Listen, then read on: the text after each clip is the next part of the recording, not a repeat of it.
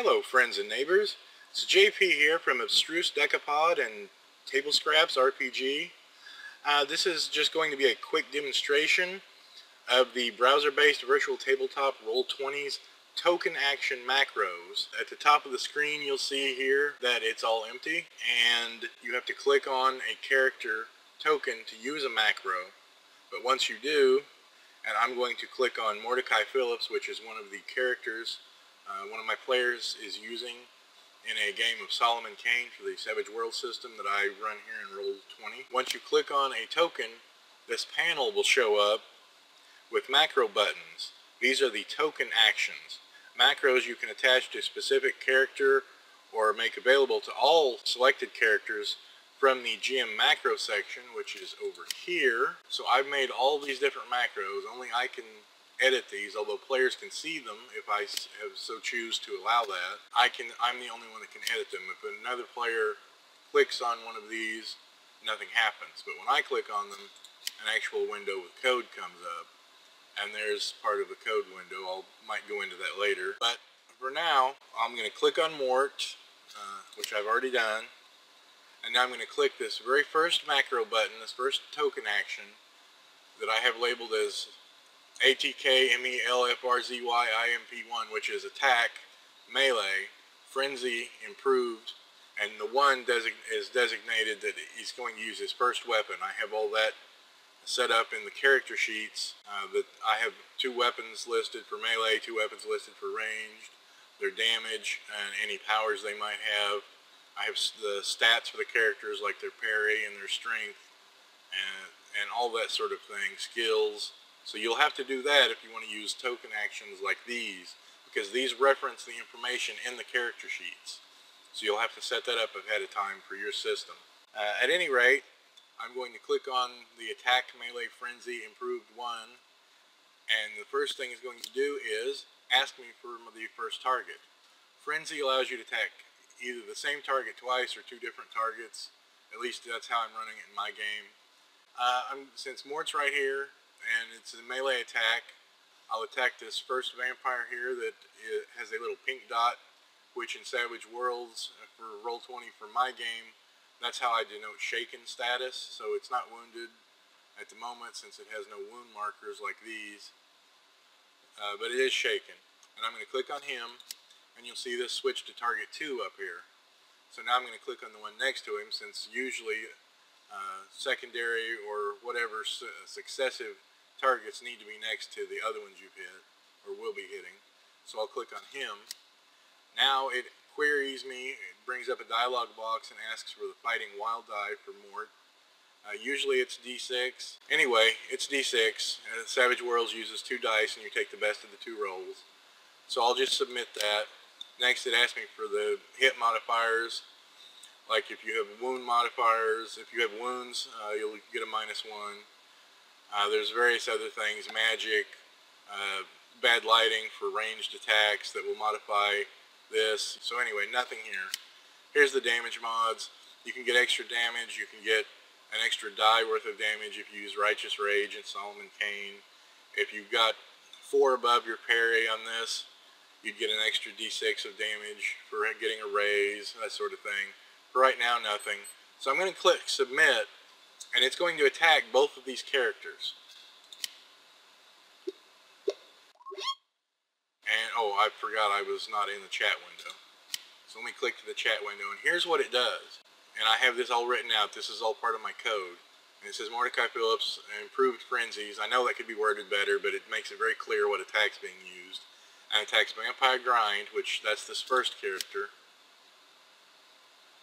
with a squatting or crouching. These are table rolls that I've made. It just randomly picks a variation of an attack type. The Axe of Eagles, I've got that listed as weapon 1 in Mordecai's character sheet. And then a slinging strike. I have another table roll of random strike types that are based on traditional historical sword techniques. And then it has fighting, and he rolled a 15, and you see if you hover over these single numbers, it shows you all the dice rolls that are made. So if you need to know those, there they are. If you don't, if you just need the bottom line, Yes, this rolls 4 over his parry, so this is actually going to be a raise. So I'll get an extra d6 of damage. The damage I rolled was only 7. He's got a toughness of 12. But since it was a raise, I will use this raise damage, which is noted if needed. Since it was a raise, I will add this 3 to the 7, but it still only comes out to 11, so that attack won't do anything. So nothing happened there. And then it does the second attack, and it says he continues his improved frenzy on Vampire Rend, which that's the second vampire. And then it has another variation and another, it's actually the same strike. It isn't always, it just happened to roll that. These don't do anything, the variations and the strike types. They're just for color. And he rolled a 6 on that versus the 9 parry. He rolled a 32 damage though. If he would have hit, that would have been massive damage. But he didn't. And it even exploded on the raise die. If I would have got a raise, I would have got an extra 13. So that would have been 45 damage if that would have hit a parry 9. But it didn't. So he actually missed both of those. And I've actually got it coded in. Frenzy uses only 1 wild die, but it makes 2 attacks. So I've just got it coded in that the first attack, it uses the wild die and the trait die, and then it takes the higher of those 2. And the second attack just uses another trait die roll. But anyway, that was a zero-sum situation there. And then it actually has note, foe blindness checked if damaged. And that's because I've also got a slot on each weapon in a character, each of the 2 weapons, since I only made 2 slots to put in the character's info on the character sheets. You can put in the power of the weapon. You can just put in a little note like this, which is very handy, because the player could then say, remember, JP, to check for blindness if I hit your guy. And so that's what this does. Token actions can do this.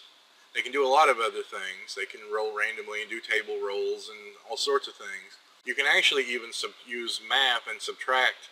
I could subtract the 6 from the 9, tell how much I missed by or how much over I got. If I'd rolled a 12 there, say, it would tell me that I got 4 over and things like that if I needed to know that. And you can actually use the Savage Worlds system, and it'll tell you how many raises you've got. In the Savage Worlds section of the Roll20 wiki, they've actually put up a few examples, which is how I learned to do this.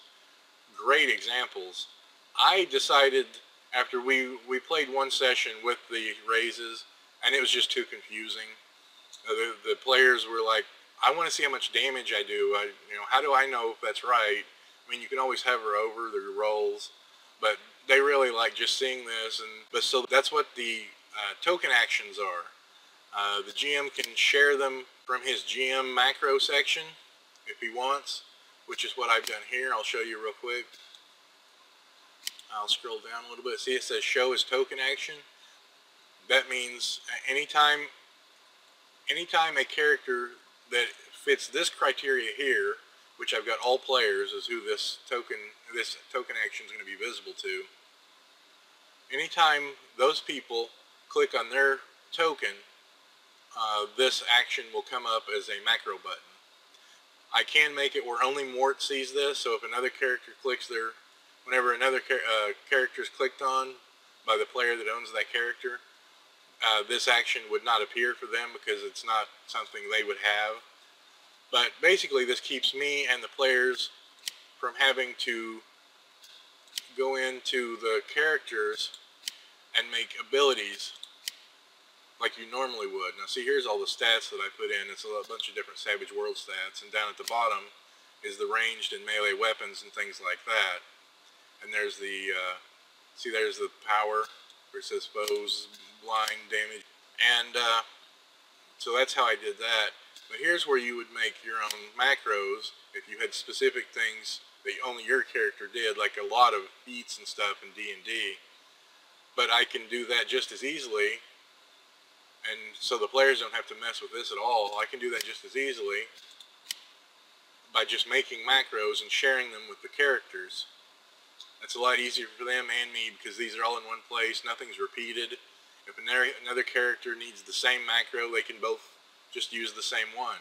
It's really cool. It's really comprehensive. I'm really impressed with it, and I really appreciate the people that put up this information on the Roll20 wiki and the Savage World section. I really encourage you to check it out because you might really find it handy.